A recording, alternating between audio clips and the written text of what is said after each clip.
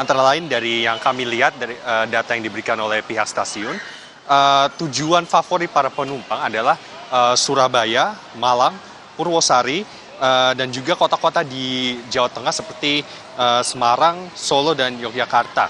Dan dari okupansinya seperti yang sudah disebutkan, memang sudah sangat tinggi alias hampir penuh dengan kisaran antara 80% bahkan hingga 100%. Dan Friksa dan Saudara, kalau dari pantauan kami, kemarin juga sudah mencapai 90%. Jadi nampaknya puncak arus mudik dari stasiun Pasar Senen sudah mendekati puncaknya bahkan dari jauh-jauh hari sebelumnya.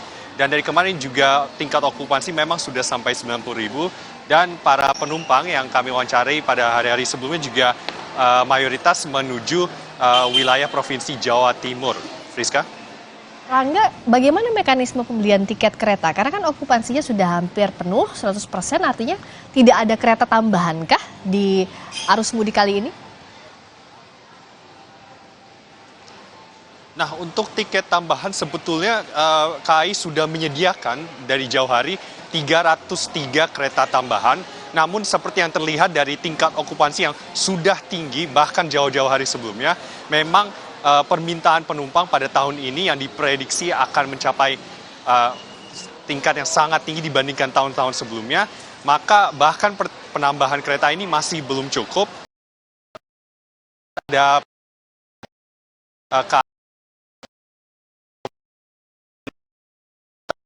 sebelumnya PT KAI sudah menawarkan diskon 20% bagi para penumpang yang ingin mengambil kereta jarak jauh pada periode 14 hingga 17 April, namun diskon 20% ini sudah berakhir pada tanggal 13 April kemarin.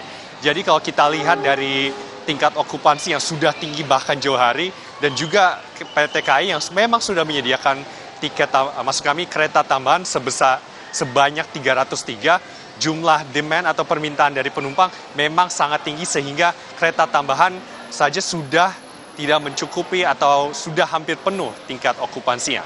Friska? Sudah hampir 100% okupansi penumpang kereta yang berangkat dari stasiun Pasar Senen di musim mudik kali ini. Terima kasih Rangga Indrajana, laporan Anda. Kita ke informasi lain, Saudara. Kepala BNN Kota Tasikmalaya Iwan Kurniawan Hasyim dinonaktifkan sementara dari jabatannya buntut kasus minta tunjangan hari raya ke PO Bus Budiman. Iwan bersama 5 orang anggota BNN menjalani pemeriksaan BNN Provinsi Jawa Barat. Kepala BNN Kota Tasikmalaya Iwan Kurniawan Hasyim dinonaktifkan sementara dari jabatannya buntut kasus minta tunjangan hari raya ke PO Bus Budiman.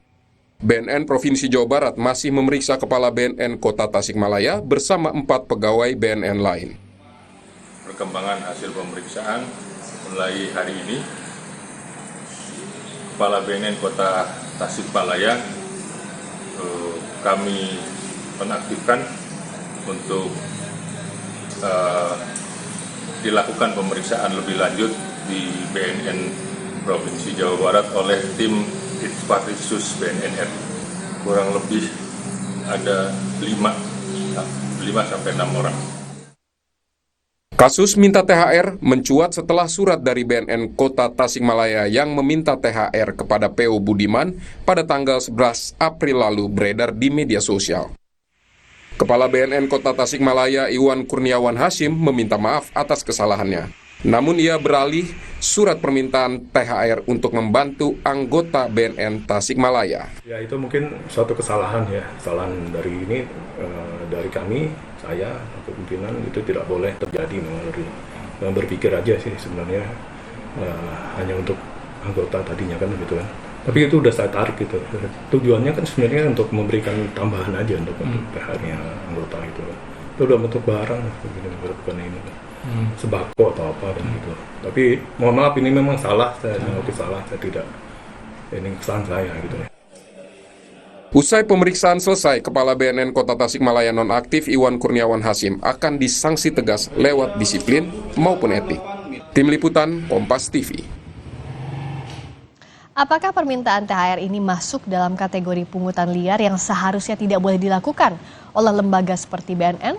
Kita bahas bersama kriminolog Universitas Indonesia, Adrianus Meliala. Selamat malam, Pak Adrianus. Selamat malam, Mbak. Pak Adrianus, bagaimana melihat kasus tadi? Ini permintaan THR yang terang-terangan gitu, pakai surat, bisa dikategorikan pungli? Bisa, tetapi saya harap kita semua agak membuka perspektif. Saya melihat ini lebih sebagai pelanggaran etik saja ya, dan tidak usah ditarik ke konteks hukum ya. Kenapa?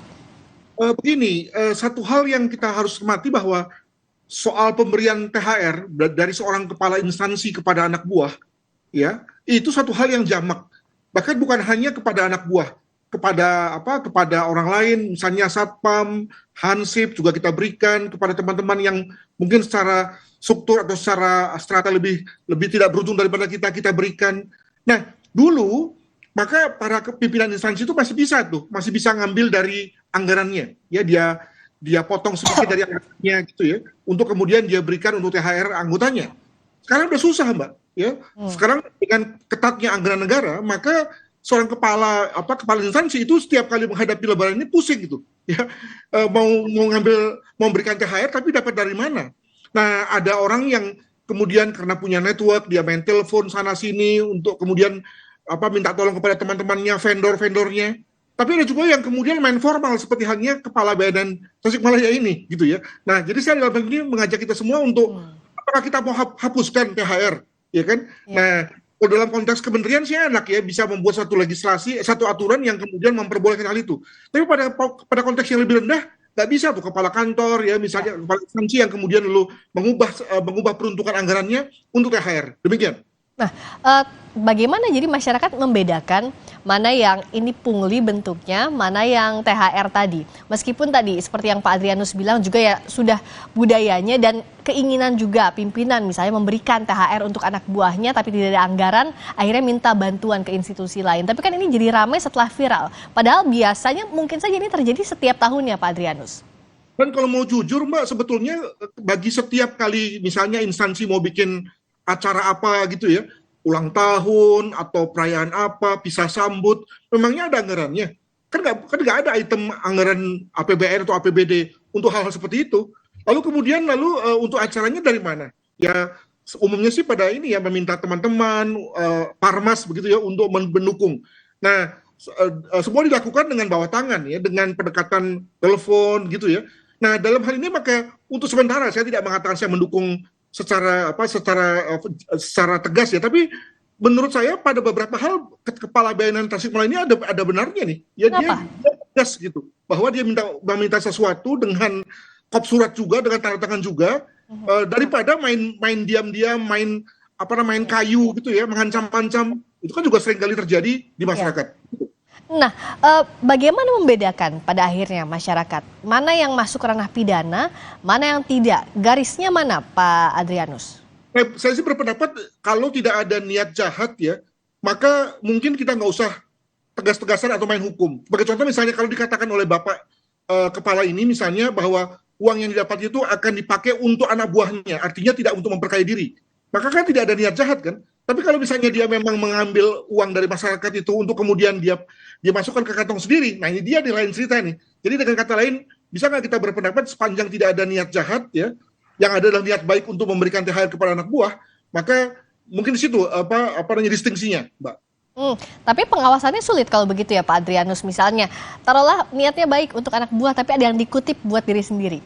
Betul sekali, saya juga sependapat bahwa ada kemungkinan nanti si kepala ini setelah mengutip itu lalu kemudian matanya hijau, dari uang 10.000 yang didapat maka hanya diberikan 3.000 kepada anak buah. Betul sekali. Oleh karena itu maka memang sebaiknya tidak usah ada kutip-kutip seperti ini, dan seyogianya jangan hanya yang formal yang tidak boleh, tapi juga yang non formal ya, yang justru sering kali terjadi ya. Yang bahayanya adalah kemudian bahaya gratifikasi ya. Jadi ketika ada swasta yang memberikan kepada instansi negara walaupun itu untuk THR, itu kan nanti jatuhnya sudah gratifikasi. Bahkan ujung-ujungnya bisa suap dan bisa korupsi, ya kan? Nah, maka memang sebaiknya tidak ada sama sekali uang dari pihak-pihak manapun dalam rangka THR. Masalahnya adalah bahwa kalau begitu, maka budaya yang baik yakni budaya memberi THR pada anak buah itu harusnya bagaimana dong? Dari kantong sendiri, amannya seperti itu ya, Pak Adrianus.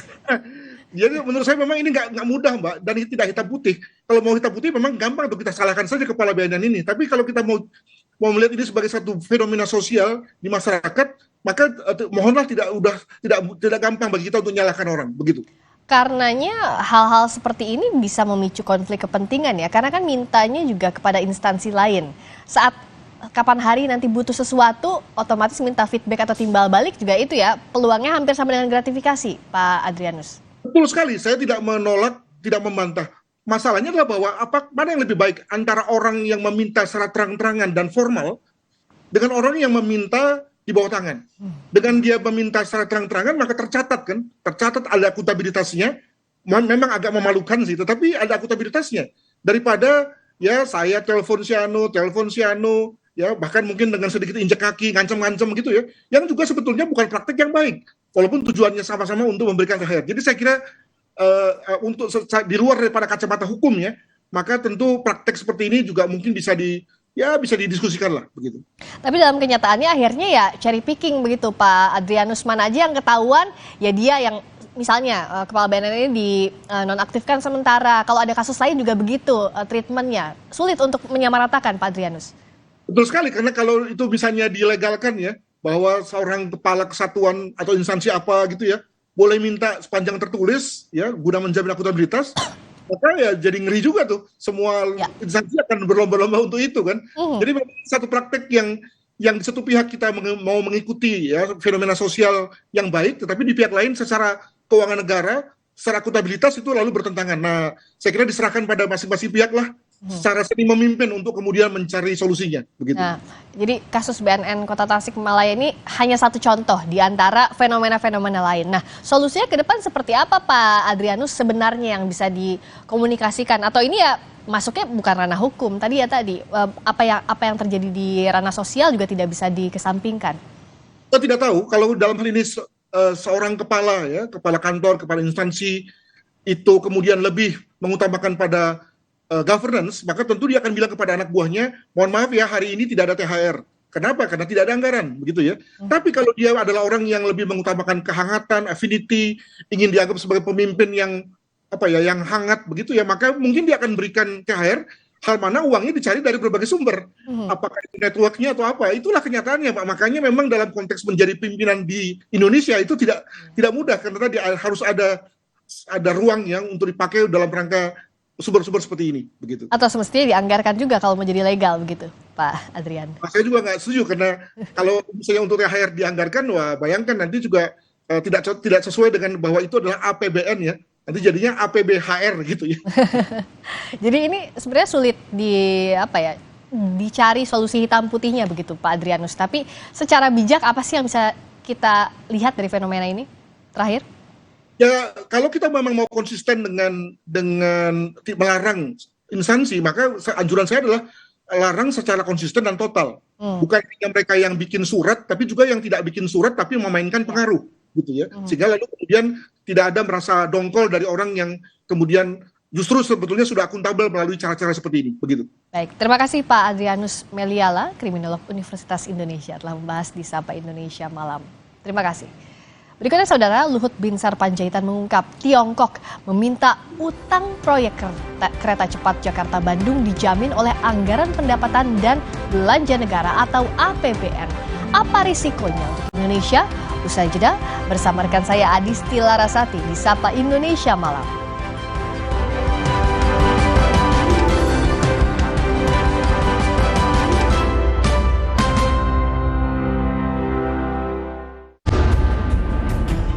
Dari laut yang tercemar, bencana datang dengan kekuatan lebih besar. Baruna pun menghadang.